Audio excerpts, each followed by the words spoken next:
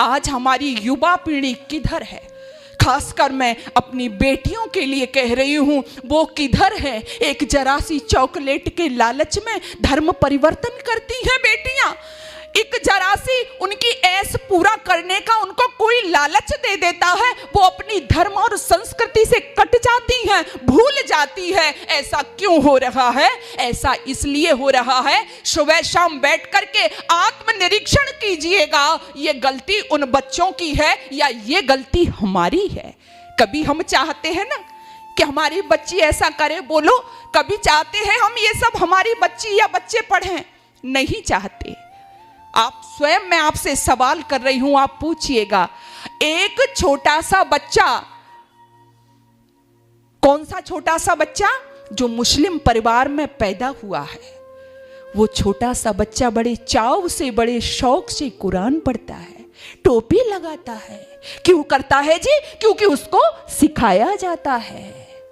एक ईसाई का बच्चा वो बड़े ताव से ताबीज पहनता है, लॉकेट पहनता है। लेकिन आपके बच्चे, कभी आपने बताया कि आपको यज्ञोपवीत पहनना है?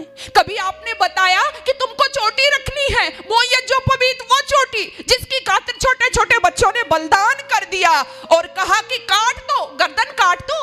हकीकत राय से कुछ और कहा था क्या? यही तो कहा था, चोटी कटवा ले, जनेऊ उतार दे। क्या कहता है? काट दो, मेरे शरीर की बोटी बोटी को काट डालो, लेकिन चोटी और जनेऊ नहीं दे सकता। इसलिए तो ताड़ना दी उसको, इसलिए तो प्रताड़ित किया उसको, इसलिए तो बलिदान हुआ उसका। लेकिन आपने कभी पढ़ाया अपने बच्चों को? बताइए, कभी बताया अपने बच्चों को? कभी आपने कहा कि आपका बच्चा गीता पढ़े? कभी कहा आपका बच्चा वेद पढ़े? कभी कहा आपका बच्चा हवन करे? कभी सिखाया आपने? यदि ऐसा हमने नहीं किया तो आप खुद बताओ, दोष आपका है या आपके बच्चों का है? मैं भाषण नहीं बल्कि हृदय की वेदना आपके समक्ष प्रस्तुत कर रही हूं।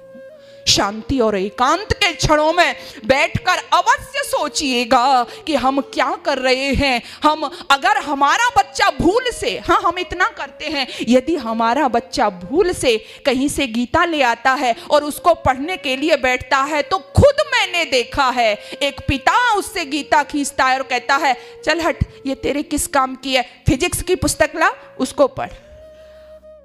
वेद मंत्र पढ़ती है घरों में, कहते तेरे ये किस काम की है, जा अपने मेडिकल कर रही है ना तू, वो लेकर क्या, अपनी केमिस्ट्री पढ़, अपना फिजिक्स पढ़, हम कर रहे हैं ये। इसलिए जाग जाओ, जागृत हो जाओ। आपने विषय रखा ना, हमारी भूमिका क्या है उसमें, मातृ जगत की भूमिका क्या है उसमें, युवाओं की भूमिका क्या है उसमें। आपने बहुत सुना और मैं देख रही हूं कि आप यहां पर जितने लोग बैठे हैं, एजड ही बैठे हुए हैं। आपने बहुत कहानी सुनी होंगी, आपने बहुत किस्से सुने हैं, देशभक्तों के सुने, वीरों के सुने, वीरांगनाओं के सुने, लेकिन सुनाने किसको है हमें? अपने बच्चों को सुनाने हैं। किसको सुनाने हैं हमें? अपनी बेटियों को सुनाना है। यदि आप जागृत होने की बात कर रही हो ना, आप सही अर्थों में जागृत हो, तो अपने बच्चों को इनको पढ़ाओ। क्यों पढ़ाओ?